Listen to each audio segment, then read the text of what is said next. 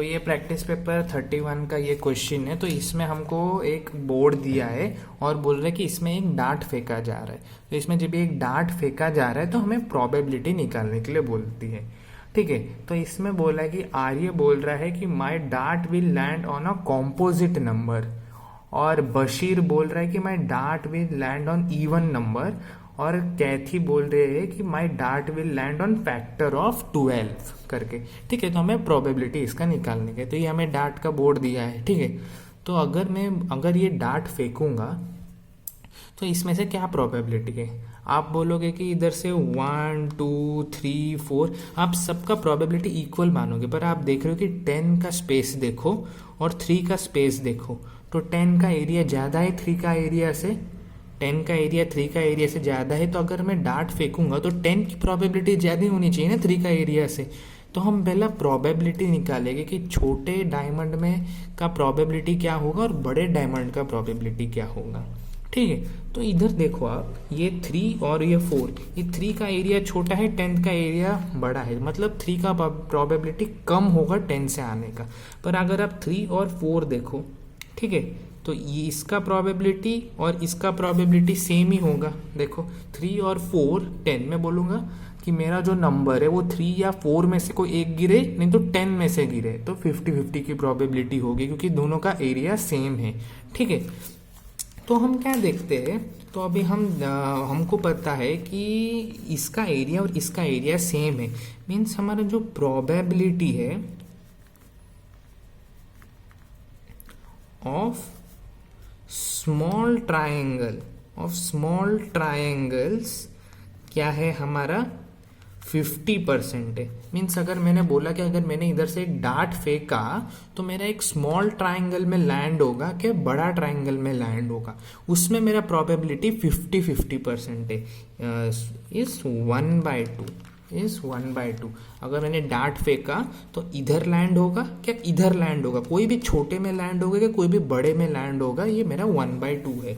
और फिर मेरा प्रोबेबिलिटी और हमारा जो प्रोबेबिलिटी ऑफ लार्ज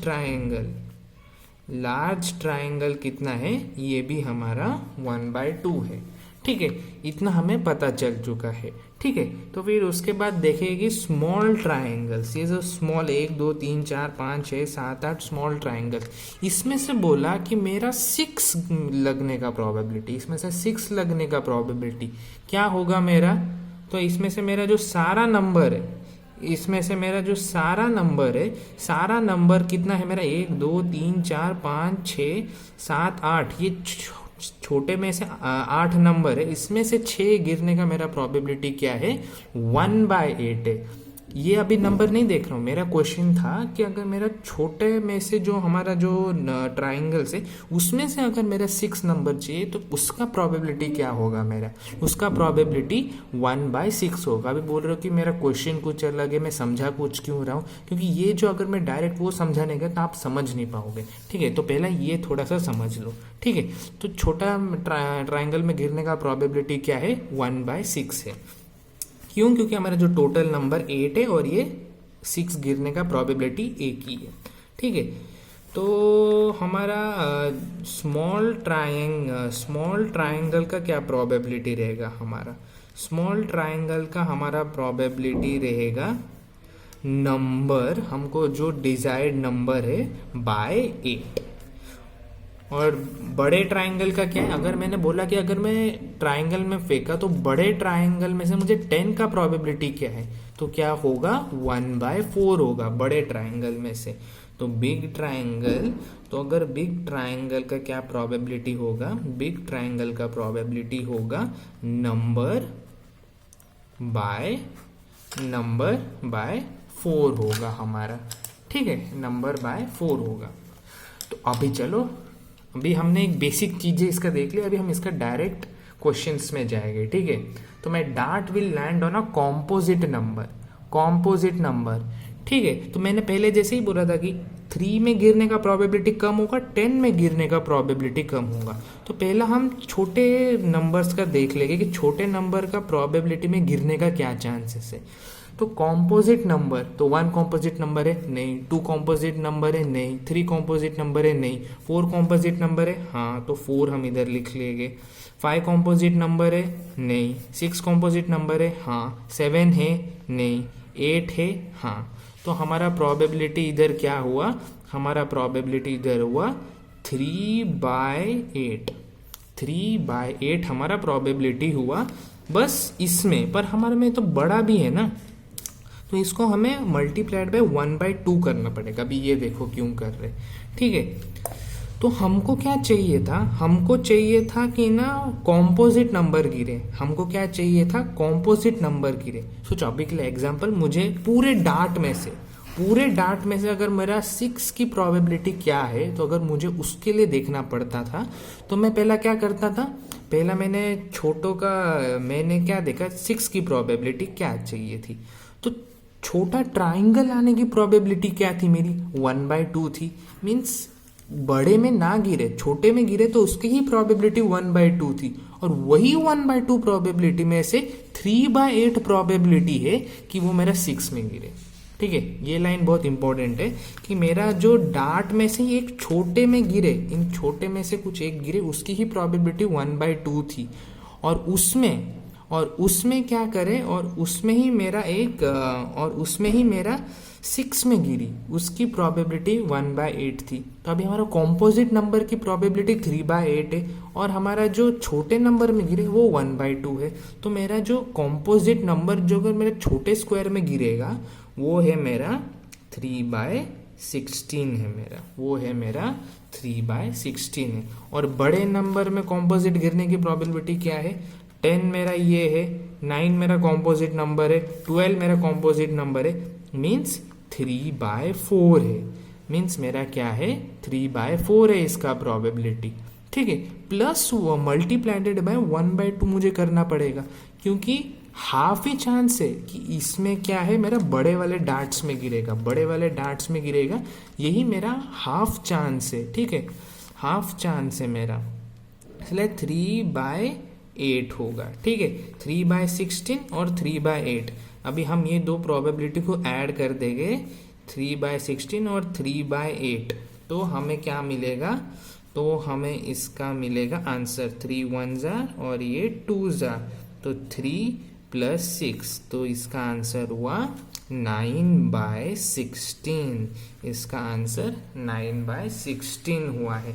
ठीक है, तो मेन लाइन यही थी कि जो आपको इधर मेनली कंफ्यूज करवा देगी कि हमारा जो इसमें से छोटे की जो प्रोबेबिलिटी है वो बड़े की प्रोबेबिलिटी से अलग है, तो हमें डिफरेंट प्रोबेबिलिटी निकालना पड़ेगा।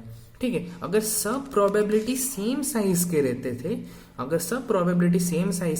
थे तो हम निकाल डालते थे, पर इसका साइज इससे बड़ा है, इसलिए हमको अलग अलग निकालना पड़ता है।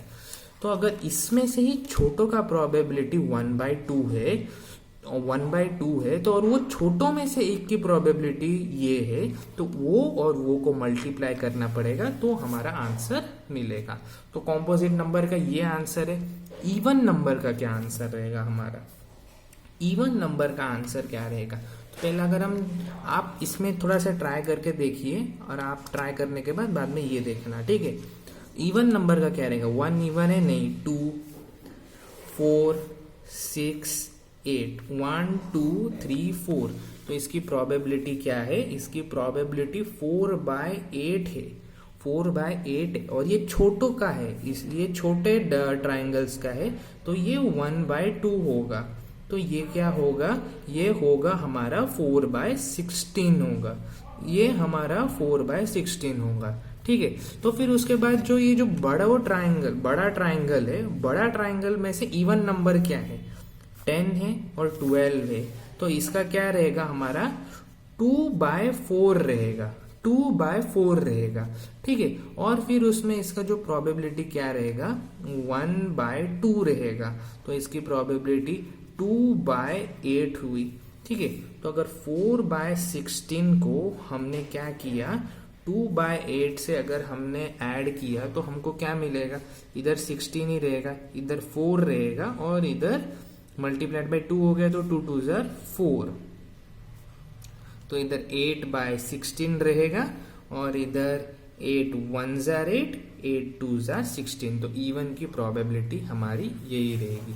अभी आपको थर्ड वाला कैसे भी करके आ ही जाना चाहिए। अगर हम थर्ड वाले को निकाल के देखेंगे, थर्ड वाले का हमारा क्या है, मैं dart will land on the factor of 12। तो छोटे में से देखेंगे कि फैक्टर ऑफ 12 में आएगा 2 6 are 12 मतलब ये आएगा, 3 4s are 12 मतलब ये आएगा, 4 3s are 12 मतलब ये आएगा, 5 से कुछ नहीं होता है, 6 2s are 12 मतलब ये आएगा, 7 से 12 आ सकता है, नहीं आ सकता है, 8 से आ सकता है, नहीं आ सकता है, 1 से भी तो आ सकता है ना 12, 1 से भी 12 आ सकता है। तो 1 2 3 4 5, ठीक है। तो कितने नंबर से आ सकता है, 5 नंबर से इसका प्रोबेबिलिटी आ सकता है, ठीक है। 5 नंबर से इसका 12 का प्रोबेबिलिटी आ सकता है। हमारे क्वेश्चन में दिया है कि नंबर हम वो नहीं 1 ले सकते कि नहीं ले सकते हम लोग, तो हम ले सकते हैं ना 1 को, 1 और 12 को, हाँ ले सकते हैं, ठीक है। तो 5/8 हुआ है, इसको भी हम क्या करेंगे 1/2 से मल्टीप्लाई करेंगे, तो ये क्या हुआ 5/16 हुआ है हमारा, ये 5/16 हुआ है। और अगर हम बड़े वाले ट्राइंगल में से देखेंगे, तो 12 का फैक्टर्स क्या क्या रहेंगे, एक ही इसका 12 का फैक्टर है, तो ये क्या होगा 1/4 होगा मल्टीप्लाइडेड बाय 1/2 होगा, तो ये 1/8 होगा। तो 5/16 plus 1/8 is equal to 16 common रहेगा, 5 + 2, तो ये रहेगा आंसर हमारा 7/16, ठीक है। ये आंसर रहना चाहिए। अगर सीबीएसई ने इसको कंसिडर नहीं किया है, 1 और 12 को कंसिडर नहीं किया है, तो आंसर डिफरेंट आ सकता है।